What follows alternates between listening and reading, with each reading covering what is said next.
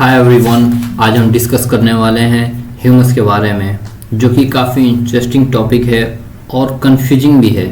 और इससे काफ़ी सारे क्वेश्चन भी एग्जाम में आते हैं और कंफ्यूजन भी क्रिएट करते हैं। तो चलिए जानते हैं ह्यूमस क्या होता है। जब ऑर्गेनिक वेस्ट यानी प्लांट और एनिमल रेसिड्यू का डिकम्पोजिशन और ब्रेकडाउन सॉइल माइक्रो ऑर्गेनिज्म की उपस्थिति में होता है, तो उसके द्वारा जो पदार्थ हमें प्राप्त होता है उसे हम लोग ह्यूमस कहते हैं। आइए जानते हैं ह्यूमस के कैरेक्टरिस्टिक्स क्या होते हैं।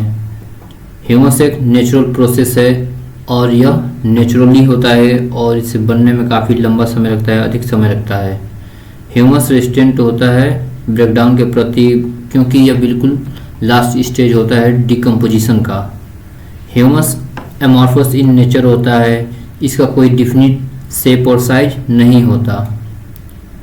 ह्यूमस एक लिग्निन प्रोटीन कॉम्प्लेक्स होता है, जिसमें 40 से 45% लिग्निन और 30 से 35% प्रोटीन होता है।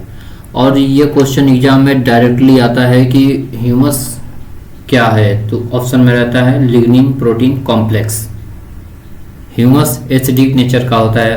अगर हम ह्यूमस का प्रयोग किसी भी सॉइल में करते हैं तो वह सॉइल डेफिनेटली एसिडिक हो जाएगा। आइए जानते हैं ह्यूमस के टाइप्स।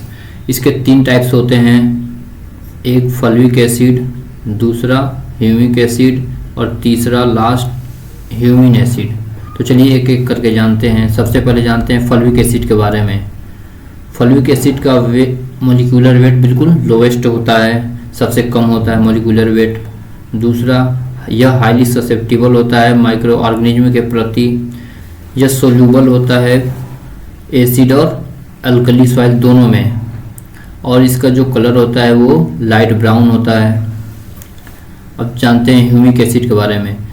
इसका मॉलिक्यूलर वेट मीडियम होता है और यह सोल्यूबल होता है केवल अल्कली सॉइल में, और एसिडिक सॉइल में यह इनसोल्यूबल होता है।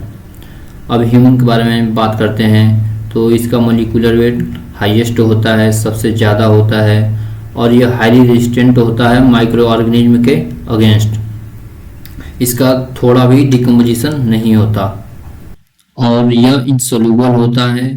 एसिडिक और अल्कली सॉइल दोनों में इंसोल्यूबल होता है, और इसका जो कलर होता है बिल्कुल डार्क ब्राउन होता है,